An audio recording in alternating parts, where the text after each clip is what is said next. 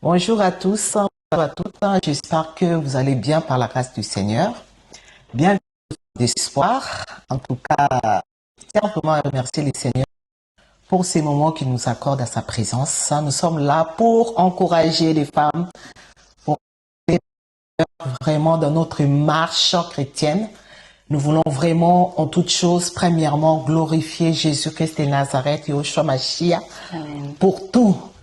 Vraiment, avant de commencer, on va d'abord prier. Je ne suis pas toute seule, je suis en compagnie avec une jeune sœur, une jeune femme qui s'appelle Cristal, qui a vraiment un bon témoignage. Et par la grâce du Seigneur, je crois que vous allez être vraiment. Donc, sans plus tarder, on va prier. On va remettre vraiment Cristal, c'est vraiment entre les mains du Seigneur. Bien sûr. Prions au nom de Jésus. Adonai, nous bénissons. Je te rends grâce et je te bénis pour ces moments, Adonai. Merci encore. Merci parce que la Bible dit que là où 2 ou 3 sont réunis en ton nom, tu es au milieu d'eux. Alors je crois assurément que cette émission sera très impactante et bénissante pour tous. Au nom de Jésus, Seigneur, merci pour ta présence. Merci, ô Père, parce que tu nous remplis de ton esprit. La Bible dit, ouvre ta bouche et je la remplirai. Je crois que nous sommes remplis jusqu'à ce que tu fasses déborder notre coupe au nom puissant de Jésus.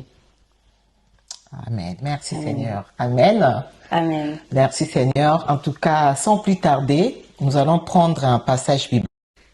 Nous allons prendre dans 1 Pierre 4, versets 7 à 10, s'il te plaît. La fin de toute chose est proche. Soyez donc sages et sobres pour vaquer à la prière. Avant tout, ayez les uns pour les autres un ardent amour, car l'amour couvre une multitude de péchés. Exercez l'hospitalité les uns envers les autres, sans murmure. Comme de bons dispensateurs des diverses grâces de Dieu, que chacun de vous mette au service des autres le don qu'il a reçu. Alléluia. Waouh. Merci Seigneur.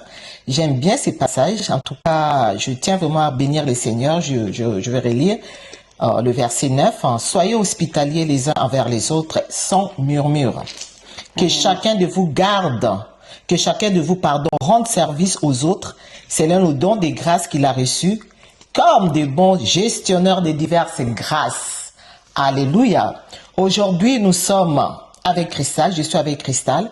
Je voulais vraiment encourager les jeunes sœurs, les jeunes femmes, par rapport, c'était à notre, je disais comme je disais tout à l'heure, marche chrétienne, et particulièrement à ce que le Seigneur a mis dans nos cœurs. Ça, c'est très important.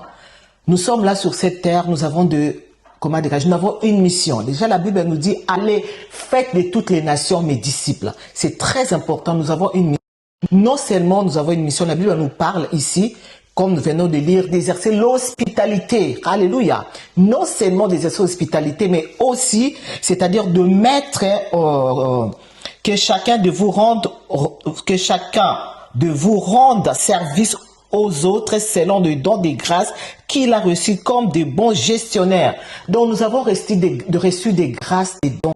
Et le Seigneur nous demande de mettre, c'est-à-dire en œuvre tout ce que nous avons reçu.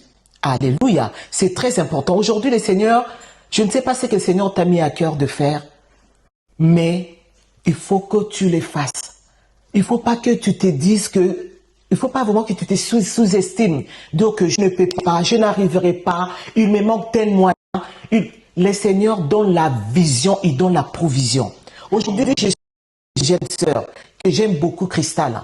C'est une jeune sœur vraiment qui a reçu la mission du Seigneur, elle a prié et aujourd'hui, elle a répondu à l'appel du Seigneur. Vous savez, l'appel du Seigneur, ce n'est pas juste évangéliser.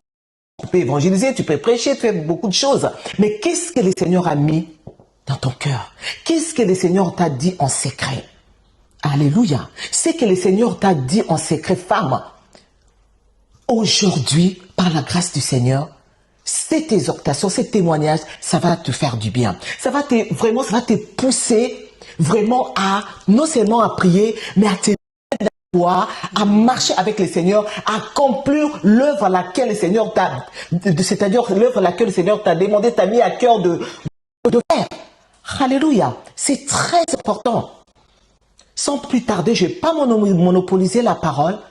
donner la parole à notre jeune sœur Cristal. Ça va, Cristal? Bonjour. Bonjour, bah ça va très bien, et Ça va toi? très bien, oui, ça va. Eh bah super. Donc, je te laisse la parole. Hein? Bah, bien sûr, pas de souci. Alors, pour commencer, bah, merci de m'avoir invité. Amen. C'est vraiment un honneur de faire partie de ton émission. Mhm. Aujourd'hui, je pense que, bah, comme tu l'as dit, hein, je ne vais pas rappeler tous les mots que tu as déjà utilisés. Mais bah, pour commencer, je m'appelle Cristal. Voilà, j'ai 21 ans. Je suis étudiante en master de sécurité et défense en coopération internationale. Et donc, j'ai donné ma vie à Jésus le 23 juillet 2023 exactement. Donc, c'était à l'église, voilà. Et je me rappellerai toujours de ce jour-là parce que c'est vraiment le moment où, même si c'est vrai que ça faisait des années où je me renommais chrétienne exactement et tout ça, mais je sais que ce jour-là, il s'est passé quelque chose dans mon cœur et je sais que c'était assurément là où j'ai pris la décision de servir le Seigneur Jésus. Alléluia. Donc, c'était vraiment une très belle expérience. Et puis, c'était l'année d'après, donc l'année suivante, en novembre 2024, où j'ai reçu la vision de Dieu, en fait, durant une semaine de jeûne que je faisais avec mon église, où le Seigneur m'a vraiment révélé mon appel. Et je ne m'attendais même pas, en fait, à ça, parce que c'est vrai que je me demandais, oui, quel est mon appel, etc. Mais c'était venu tellement soudainement parce que je ne cherchais pas forcément à prier à Dieu, oh, je veux savoir ce que je veux faire, mais en fait, j'avais juste un cœur disposé et je Alléluia. voulais seulement en connaître plus de lui. Et c'est vraiment à ce moment-là où j'ai vu vraiment de mes yeux, en fait, ce à quoi il m'appelait lorsque j'étais en train de méditer la vie du roi Jonas. Donc, je vous amène à prendre le passage de 2 Chroniques 34, où, en fait, pour expliquer un petit peu le contexte, c'est un roi qui s'appelait Jonas, et en fait, il est arrivé au trône très très jeune, à l'âge de 8 ans. Et c'est vrai qu'il ne connaissait pas forcément l'Éternel, mais c'était quand il a envoyé un de ses serviteurs découvrir un temple qui était abandonné. Et donc, quand ce serviteur-là est revenu du temple, il a trouvé en fait une sorte un livre comme ça. Donc, il l'a ramené au roi. Et le roi s'est mis à lire ce livre. Et puis, c'est à ce moment-là, en fait, qu'il a découvert les lois de l'Éternel. Wow. Et vraiment, il a été convaincu, en fait, dans son cœur, de suivre l'Éternel. Donc, à un très jeune âge, hein, je le rappelle, quand il est monté au trône, il avait 8 ans. Donc, c'est 8 ans après qu'il a découvert ce livre-là. À partir de là, il s'est rendu donc dans sa ville pour briser toutes les idoles, toutes choses qui ne ressemblaient pas, en fait, à ce qu'il avait vu dans le livre qu'il avait trouvé dans le temple. Et à ce moment-là, il a fait une alliance avec son peuple. Et non seulement il a fait une alliance, mais c'était entre lui et les d'abord, mais il a fait en sorte que tout son peuple puisse rentrer dans c'est à ce moment que son peuple a commencé à prospérer. Et quand je lisais ce passage, c'est à ce moment que Dieu m'a ouvert les yeux et il m'a dit que c'est à ça que moi je t'appelle. Wow. Et c'était franchement formidable parce que je me suis dit, mais à ce moment-là, j'avais 19 ans, il me semble. 19 ans. Oui, 19 ans comme ça. Et je me suis dit, mais comment est-ce que moi je peux faire? En fait, je suis pas reine, je viens pas d'une famille extrêmement riche ou quoi que ce soit, où je n'avais pas forcément le capital social, le réseau, etc. Mais en fait, c'est lui qui m'a dit qu'il ne va pas forcément me donner la vision sans la provision. Et j'ai vraiment beaucoup aimé quand tu as dit ça parce que ça m'a tout de suite rappelé ce qu'il m'a dit, en fait. Amen. Et donc voilà, après et puis il m'a donné en fait en place. Tout d'abord, j'ai commencé par créer un média qui s'appelle What About Congo. What about? C'est ça, exactement. Wow. Donc, les gens me demandent, oui, qui veut dire, qu'en est-il du Congo? Donc, les gens me demandent souvent, ça se fait que tu œuvres pour la RDC, mais que le nom de ton association est anglophone. Bah, je leur réponds que c'est la vision que j'avais à cœur exactement, que le Seigneur m'a donnée. Et puis, c'est plus tard, en fait, que j'ai compris que ce média-là, que j'allais le déclarer comme une ONG qui avait en fait à vocation d'être à l'international. Wow. Donc voilà, on aura l'occasion de rentrer dans les détails. Alléluia. Mais voilà pour la petite histoire. Amen, amen, amen. Merci Seigneur. Amen. Donc là, tu peux développer un peu ton association. Donc, What About Congo, qu'est-ce qui se passe? Alors, What About c'est une très jeune association qui a pour but en fait de démocratiser les dynamiques socio-économiques, et culturelle de la RDC pour les plus jeunes afin de favoriser RDC, République démocratique du Congo. C'est ça. D'accord. Donc pour favoriser en fait l'engagement du citoyen, d'intéresser la jeunesse à ce qui se passe dans notre pays. Donc on fait notamment des vidéos d'analyse d'actualité, on va faire des reportages, des interviews, et puis récemment on a fait des conférences. Waouh. Donc notre conférence, bah oui, bien sûr. Alors notre première conférence, oui, ça a été dans mon université qui s'appelle les Hautes Études internationales et politiques, donc à Paris, qui a eu pour thème décrypter la stratégie de la terreur dans l'Est concernant les violences sexuelles de masse en RDC. D'accord. Donc on a eu on a eu également des experts en relations internationales, et puis ce qui a été le plus marquant, c'était une témoin qui a vécu une histoire mais vraiment très horrible, qui est venue nous partager son témoignage et qui a vraiment ému toute la salle en fait. Wow. Et c'était vraiment un moment très excellent. On a pu partager également avec des personnalités politico-diplomatiques. Wow. On a rassemblé près d'une centaine de personnes, donc jeunes comme adultes, et c'était vraiment très enrichissant. On a eu beaucoup de retours positifs, etc. Et donc notre dernière conférence a été le 3 avril dernier au Sénat. Au Sénat? Oui, au Sénat. Ici en France? Oui, ici en France. Franchement, c'était vraiment incroyable. Wow. On a eu la grâce en fait d'être parrainé par le vice-président du Sénat lui-même, Loïc Hervé, qui a accepté de nous prêter main forte pour faire cette conférence au Sénat. Donc cette conférence a été intitulée RDC, une paix oubliée, mettre l'Europe face à ses responsabilités. Eh bien, dis donc, merci Seigneur. Incroyable. Vraiment, je rends vraiment grâce au Seigneur pour cette opportunité, parce que c'est à partir de là aussi où j'ai eu plusieurs portes qui se sont ouvertes avec plusieurs sénateurs, qu'ils soient français ou alors congolais. Il y a eu beaucoup d'ONG qui sont venus me voir également pour travailler avec moi. C'était vraiment formidable. Formidable. Waouh, magnifique. En tout cas, merci Seigneur, à 21 ans. Avec le Seigneur Jésus, c'est surprenant. C'est ça, vraiment. C'est extraordinaire. En tout cas, merci Seigneur. Donc là, du coup, tu nous as parlé aussi au niveau international. Dis-nous un peu comment ça se passe, parce que tu m'expliquais un peu que tu l'as avec quelques femmes. Vous allez partir aux États-Unis, c'est ça? Donc, je n'ai pas trop bien compris. Si tu peux nous expliquer un peu. Voilà. Bien sûr. Alors, c'était l'été dernier. Franchement, tout s'est fait vraiment très rapidement. Je vois vraiment que c'est la main de Dieu qui était là avec nous.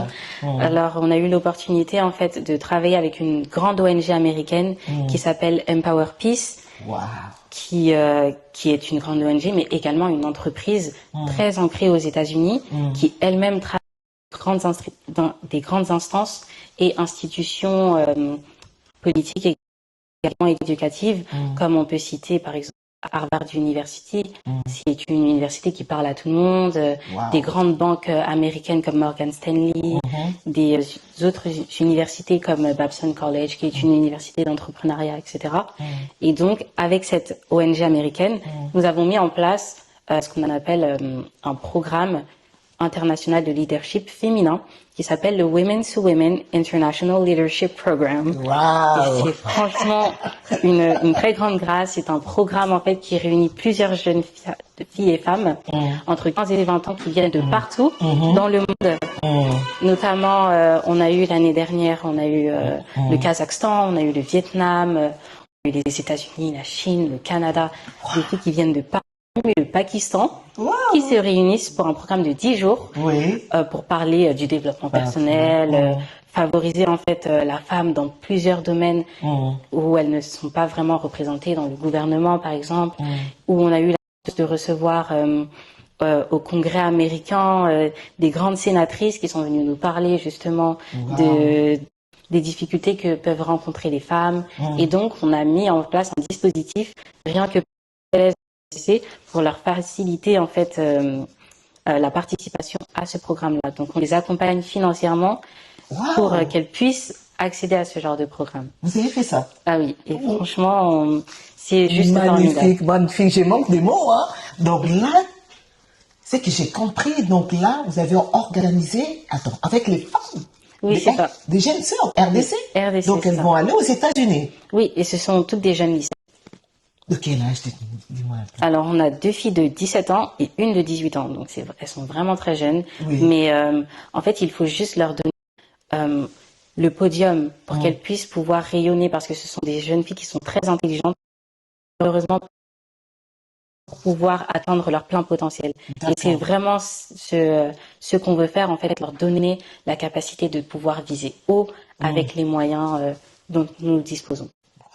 Et tout ça, c'est gratuit, elles ont payé quelque chose ou Non, elles ont rien payé, c'est nous qui avons même pris en charge les visas, l'assurance voyage, l'assurance maladie. Donc, ton association. Exactement. Ah non, magnifique.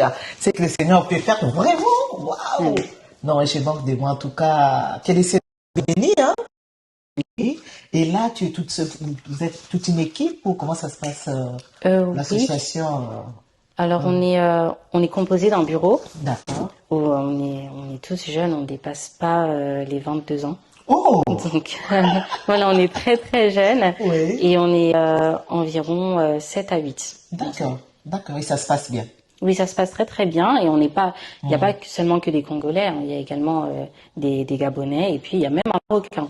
Ah bon? Donc, voilà. Waouh, un Marocain, c'est une RDC. Oui, qui a vraiment adopté la vision, donc Amen, comme quoi amen. tout peut se faire. Merci Seigneur, merci Seigneur. En tout cas, le Seigneur soit béni et je voudrais dire aux jeunes sœurs qui nous suivent en ce moment, les encourager par rapport au Seigneur, déjà par rapport à, comme tu as parlé, à la vision que le Seigneur t'a donnée. Oui. Tu as prié et tu as saisi et tu es... Raconte un peu comment ça s'est passé. Moi, je vais savoir. Bien sûr. Tu as vu le Seigneur pour te dire, Cristal, maintenant c'est bon, je vais y aller, je suis là. Ou c'est comment? Parce qu'aujourd'hui, c'est vrai qu'on est là, on s'est dit, ben, j'ai de toute la vision, mais on ne bouge pas, on est là, on fait rien, on fait que on s'attend au Seigneur, c'est vrai, je comprends. Mais toi, explique-nous un peu.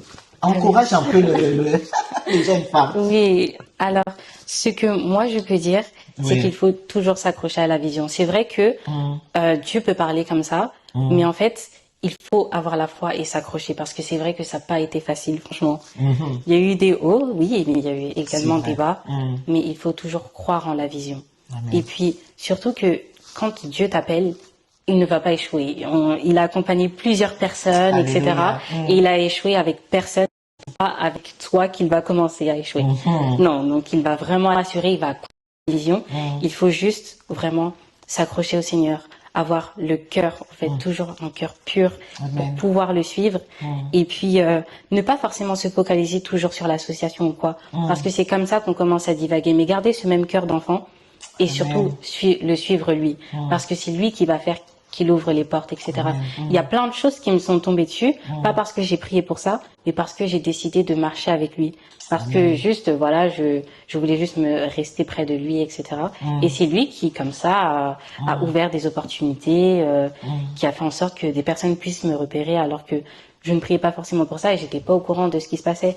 Mais lui sait, en fait, puisqu'il est omniprésent, omnipotent, omniscient, et il va faire en sorte que des portes puissent s'ouvrir pour toi. Même s'il y a autour de nous des impossibilités, puis des gens viendront dire que c'est impossible, ça pourra pas se faire. C'est ça, c'est tout. Oui, les gens te découragent, hein, c'est ça. Ah oui, toujours. Et puis après, ils sont surpris et puis ils se disent mais tu as réussi à faire ça alors que ton association n'a même pas 1 an, c'est pas possible. Et ça, c'est un réel témoignage. Mais pour ça, il faut toujours s'accrocher et croire en ce que Dieu peut faire et fera. Vraiment avoir la foi. Avoir la foi. Amen. En tout cas, merci Seigneur. Hein. Et là, vraiment, tu t'es sanctifié, tu lis la parole. Donc, tu appliques la parole. Oui, c'est ça. Ce sont aussi des sacrifices. Il faut en parler aussi. Il faut se sacrifier. C'est important d'abandonner les péchés. Il faut dire aussi, hein, parce qu'on ne peut pas travailler avec le Seigneur un pied dedans, un pied dehors. Vous voyez l'exemple, une jeune sœur, elle a 21 ans. Donc là, vraiment, elle s'est sanctifiée, elle s'est mise à part vraiment pour le Seigneur. La sanctification dans l'obéissance, dans la prière. Et le Seigneur s'est glorifié, c'est vraiment important. Et aujourd'hui, je tiens vraiment à bénir le Seigneur pour sa vie. Et je tiens aussi à encourager vraiment les femmes, les jeunes sœurs à ne pas abandonner, peu importe ce que le Seigneur a vu dans votre cœur. Continuez à avancer. Ayez la foi, priez et surtout marchez dans la sanctification. Abandonnez le péché, restez au pied du Maître. Notre Seigneur Jésus Yahshua Mashiach, comme Christelle l'a témoigné tout à l'heure. Donc, je ne sais pas si tu as un petit mot avant de terminer, pour clôturer.